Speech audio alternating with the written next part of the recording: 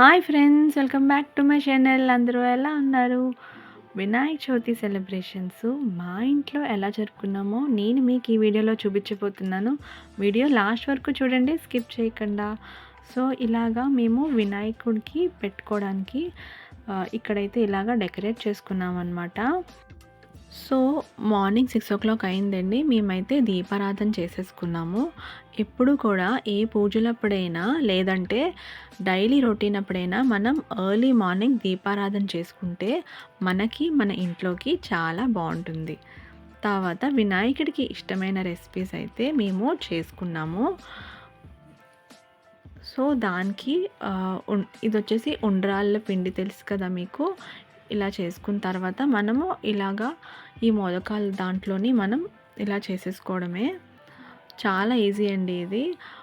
చాలామందికి మోదకాల్లో ప్రిపేర్ చేసినప్పుడు చాలా టైం పడుతుంది. కానీ ఈ టూల్ మనం యూస్ చేస్తే మాత్రం మనకి చాలా ఈజీగా ఇలాగా మోదకాలు ప్రిపేర్ చేసేసుకోవచ్చు.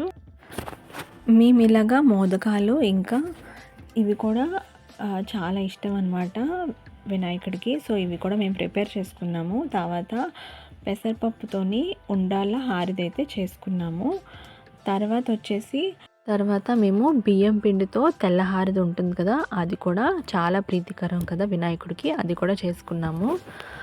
తర్వాత వచ్చేసి మేము పువ్వులు, గరికి, కొబ్బరికాయ, ఆకు, చెక్క, అట్టుపళ్ళు ఇంకా ఇవన్నీ దగ్గర పెట్టుకున్నాం అన్నమాట మేము రెడీ చేసుకోవడానికి. ఫ్రూట్స్కి ఇలాగా మేము దారం కట్టేసుకున్నాం అన్నమాట.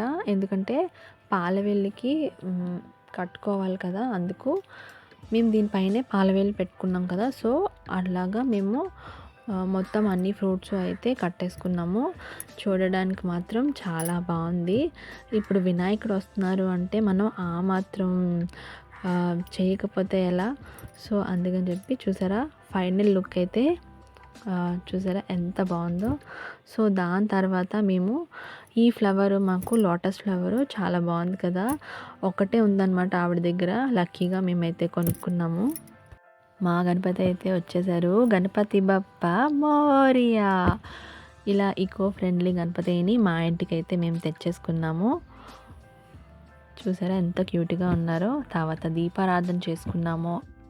వినాయకుడికి అష్టోత్తరాలు, ఇంకా వినాయకుడి అష్టకము, వినాయకుడి స్తోత్రము, వినాయకుడి కథ అన్నీ చదువుకొని ధూప దీప నైవేద్యాలు అన్నీ పెట్టుకొని తర్వాత హారతి చేసుకొని మా పూజనైతే మేము ఇలా చేసుకున్నాము.